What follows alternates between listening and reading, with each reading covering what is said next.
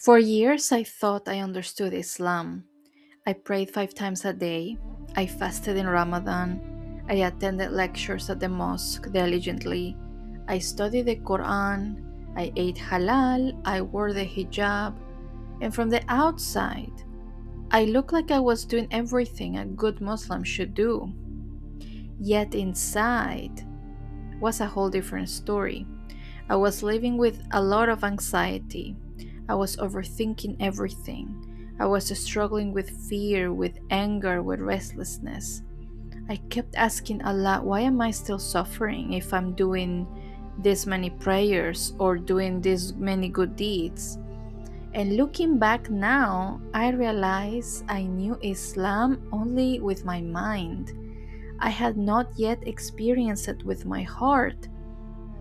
And that's why I call Sufism the Islam I never knew. So, what is Sufism in simple terms? Sufism is simply the exercise of purifying the heart. It is not a different religion. It is not something separate from Islam. Rather, it is a lifelong journey of transforming our hearts until they reflect the beautiful character that Allah loves. Some people argue that the word Sufism did not exist during the time of the Prophet, peace be upon him. And yes, that's true, but we're not after the label. We're talking about a living reality. We're talking about embodying Islam. And the Prophet, peace be upon him, didn't just teach people what to do. He transformed hearts and societies. Think of Islam as being given a map of a beautiful forest. Sufism is what happens when you stop studying the map and begin walking among the trees. About 10 years after becoming Muslim, Allah sent me a test that completely shattered the future I had imagined for myself. Everything I thought my life would become suddenly disappeared. I had spent years trying to be a good Muslim. Yet, when this trial came, I realized something painful. The Islam I knew had taught me what to do, but I hadn't yet learned how to surrender when Allah's decree broke my heart. I was devastated. I remember asking Allah, if my life is not gonna look the way I thought should look or the way I really wanted it to look, then what is my life worth? Why am I going to live for? And looking back, I realized Allah wasn't taking my happiness away. He was removing the veils that made me believe that my definition of happiness was greater than His. Around that time, Allah guided me to the teachings of Shaykh Nazim al-Haqqani, Shaykh Abdul Qadir al-Jilani, and Imam al-Ghazali.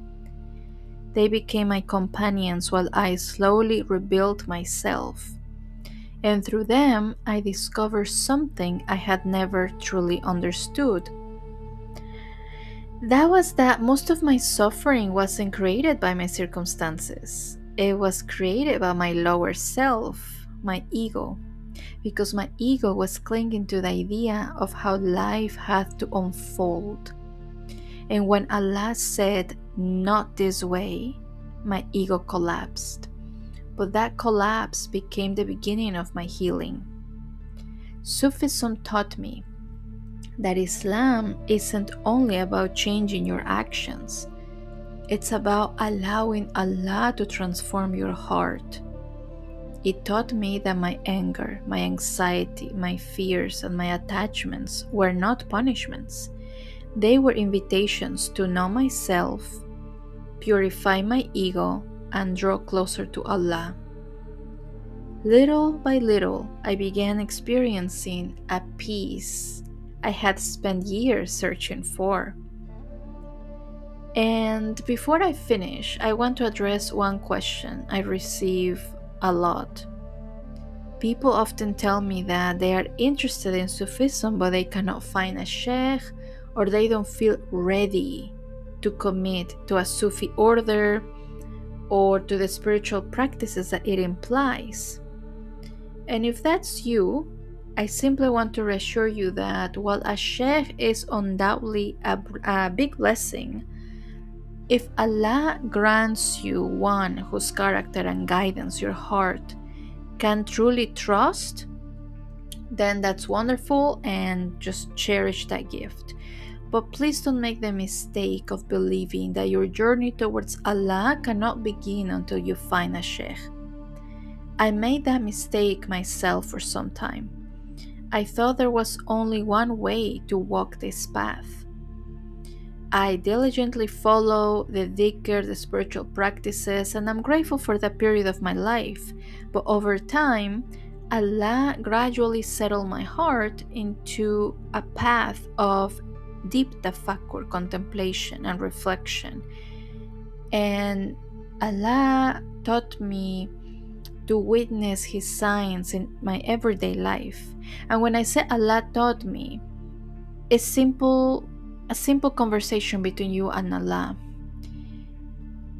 With your sincerity, we ask Allah to heal us, and we tell Him that we are open for Him to guide us to whatever He seems best, to whatever He knows is best for our hearts, and we are open to it. One of the most beautiful pieces of advice comes from Imam al-Haddad on this matter. He reminds us that the essential thing is the seeker's sincerity and truthfulness. He also advises us not to surrender ourselves blindly to anyone simply because they are called a sheikh. Rather, we should wait until our hearts can genuinely accept such a guide. And if someone sincerely searches but does not yet find a sheikh, Imam al-Haddad says that they should continue striving towards Allah with determination, trusting that in His perfect timing, Allah will appoint someone to guide them. And in my case, there have been several guides along my way, whether alive or not longer in this world. Just allow yourself to observe and learn from your daily experiences what resonates with your heart. You can begin today by turning your heart toward Allah, purifying your intentions, observing your lower self, reflecting, contemplating on anything you might know already from the Quran, and just observing His creation. Everything has patterns, everything has lessons. And if your heart is sincere, trust that Allah knows exactly how to lead you one step at a time. And before I go, I just want to let you know that I genuinely would love to hear your thoughts in the comments, because that would be my only way to know what do you think about my reflections. And of course, they also help the channel reach more people who might be searching for a deeper relationship with Allah. Thank you so much for being here. Peace be upon you.